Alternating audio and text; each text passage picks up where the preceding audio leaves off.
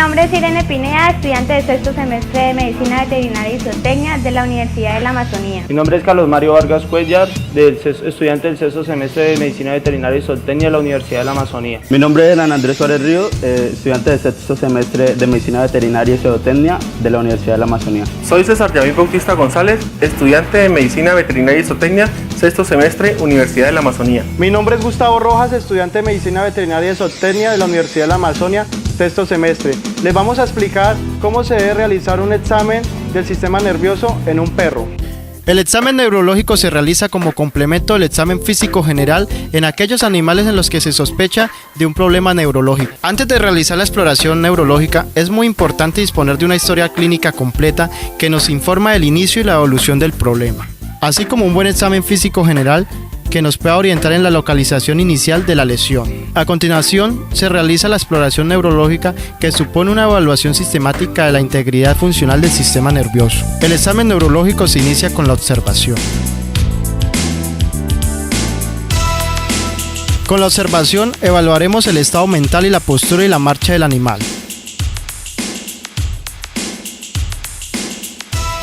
El mejor evaluador del estado mental del animal es el mismo propietario. Él será quien podrá indicar si ha observado algún cambio en el estado mental o en el comportamiento del animal.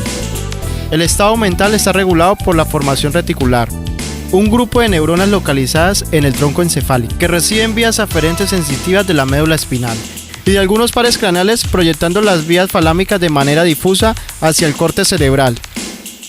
La postura la evaluaremos observando al animal en estación. Es importante observar cuidadosamente las anomalías en la posición de la cabeza, tronco y extremidades del animal, ya que pueden ser claros indicadores de lesiones nerviosas, aunque también pueden ser debidas a las lesiones vertebrales o anomalías en el tono muscular. La observación del animal en movimiento debe realizarse en situaciones diferentes. El animal ha de moverse sobre una superficie que le proporcione atracción adecuada, como por ejemplo, hierba. Es preciso observarlo lateral, frontal y caudalmente. Mientras camina, hay que hacerlo desplazarse hacia adelante, hacia atrás, y también hacerlo girar hacia ambos lados. Asimismo, es importante observar la marcha del animal en situaciones o terrenos difíciles como pendientes o escaleras.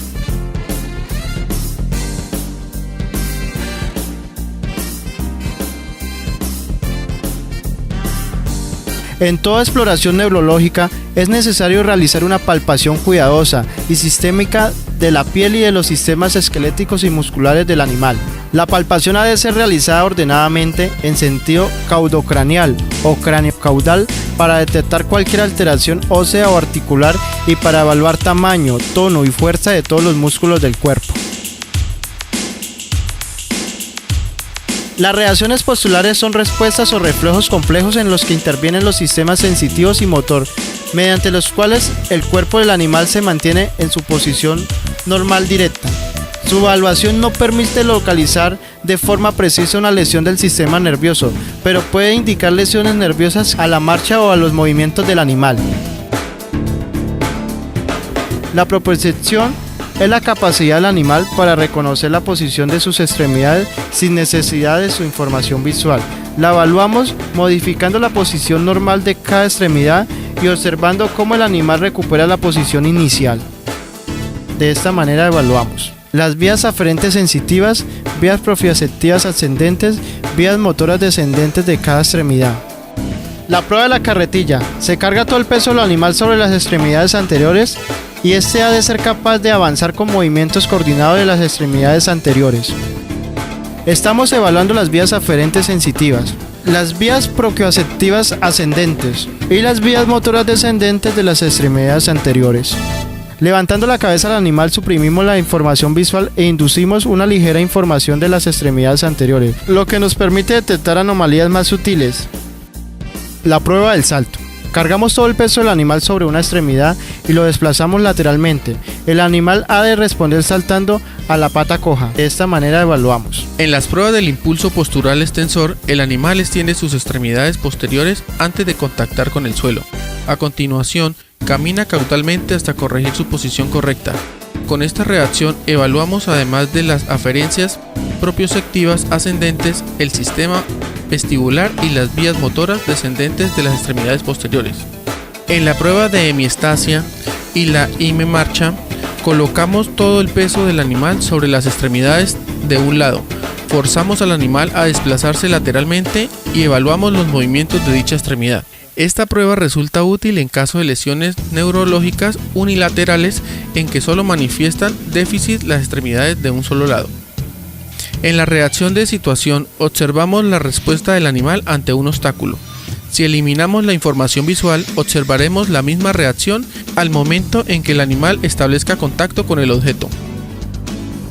Estaremos evaluando las vías aferentes sensitivas ascendentes y las vías descendentes motoras de la extremidad anterior, así como las vías ópticas cuando éstas participen. Reflejos espinales. En la extremidad posterior evaluamos el reflejo patelar golpeando el ligamento patelar, el reflejo tibia craneal cuando golpeamos la cresta tibial y el reflejo flexor pellizcando entre los dedos de las extremidades. Cuando examinamos los reflejos espirales, estamos evaluando la integridad, los componentes del arco reflejo, es decir, de la neurona sensitiva, la interneurona y la neurona motora inferior. Todo arco reflejo, a su vez, está modulado por las vías motoras descendentes originadas en las neuronas motoras superiores localizadas en el encéfalo. En la extremidad anterior, el reflejo extensor carporradial la provocamos golpeando este músculo justo debajo del codo. El reflejo del bíceps se evalúa golpeando los tendones de los músculos bíceps, braquial y braquial, y observando su contracción. El reflejo perineal se provoca estimulando ligeramente la región del periné. La respuesta es una contracción del esfínter anal externo y la flexión de la cola. Si la respuesta al estímulo no es claramente positiva o es negativa, se puede aumentar la intensidad del estímulo, pellizcando con pinzas la piel de la región perineal. El reflejo extensor cruzado se evalúa con el animal en cuito lateral y si aparece indica la presencia de una lesión crónica de neurona motora superior. En el animal sano, cuando pellizcamos una extremidad, el animal es consciente y flexiona dicha extremidad.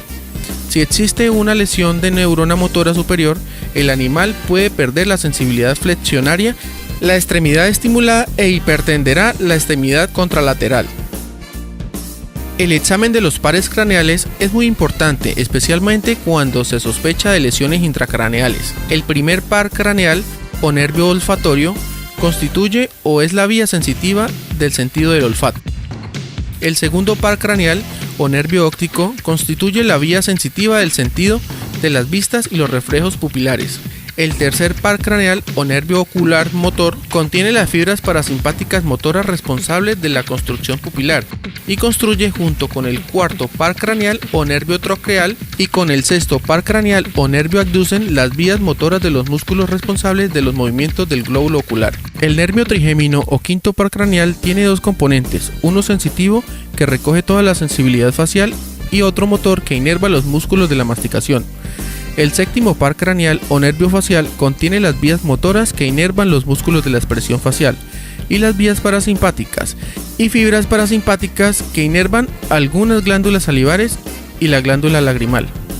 El octavo par craneal o nervio vestíbulo-coclear tiene dos ramas, el nervio coclear responsable del sentido del oído y el nervio vestibular responsable de la información de la posición del cuerpo en relación a la gravedad, del sentido del equilibrio. El nervio glosofaríngeo contiene fibras parasimpáticas responsables de la inervación motora de la glándula parótida y fibras motoras que junto con las que el nervio vago inervan la faringe y la laringe. El duodécimo par craneal o nervio hipogloso es el nervio motor de los músculos de la lengua. El nervio óptico o sentido de la vista lo podemos evaluar observando si el animal es capaz de seguir objetos en movimiento junto con su propia mirada. La respuesta a la amenaza es una respuesta que permite evaluar dos de los pares craneales y sus condiciones encefálicas. El estímulo es recogido por el nervio óptico mediante las vías ópticas, llega al córtex occipital, desde allí se proyecta hacia el córtex motor. Desde este surgen proyecciones hacia el cerebelo y hacia el núcleo nervioso facial. El estímulo de la mucosa nasal excita las terminaciones sensitivas del nervio trigémino, que envía información a la corteza somatosensorial, que es la responsable del movimiento de la retirada de la cabeza.